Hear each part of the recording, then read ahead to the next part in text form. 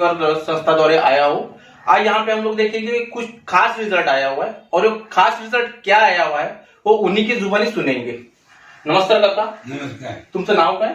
दत्तात्रय शिवराम गोळे. दत्तात्रय शिवराम गोळे. काका तुम्ही राहायला कुठे? अलिबाग रायगड विळगाव गाव माझं. ओके, अलिबाग रायगड मध्ये काका राहतात ते.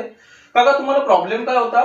मला प्रॉब्लेम होता की मला घशाचा कॅन्सर होता. घशाचा कॅन्सर होता आणि तुम्ही बरेचसे डॉक्टर केले? हा, पुण्याचे मोठमोठे हॉस्पिटल केले. अलिबागला मला रिझल्ट मिळाला की तुम्हाला घशाचा कॅन्सर झाला. मग मला पुण्याला ऍडमिट केले. ओके, ऍडमिट केले. नंतर तिथे उपचार केले त्या डॉक्टरांनी. पण त्या डॉक्टर लास्टला मला सांगितलं माझ्या मुलीला की तुमच्या बाप्पांना घेऊन जा घरी, 15 दिवस त्यांना खायला घाला. आता त्यांना बरे करून त्यांनी दैवी शक्तीच त्यांना बरे करत, आम्ही बरे करू शकत नाही असे डॉक्टर मला स्पष्ट आमच्या मुलीला सांगितलं डॉक्टर. ओके, बघा सर, मी तुम्हाला सांगू इच्छितो की डॉक्टरांनी जिथे हातपाय जोडले की आता पुढे आम्ही काही नाही करू शकत आणि पुढे काही होऊ शकत नाही, आणि साधारणतः खर्च किती आलेला? कमीत कमी आमचे 6-7.5 लाख रुपये गेले.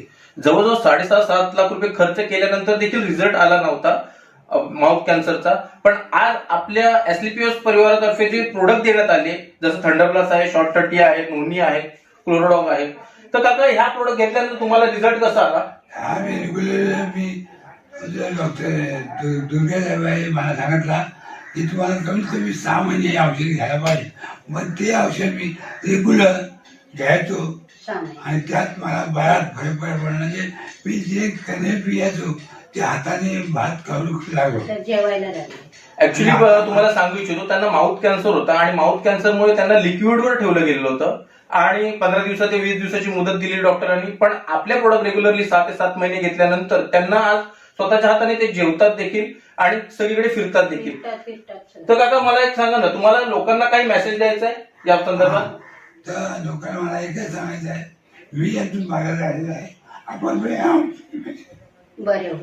धन्यवाद. धन्यवाद सर.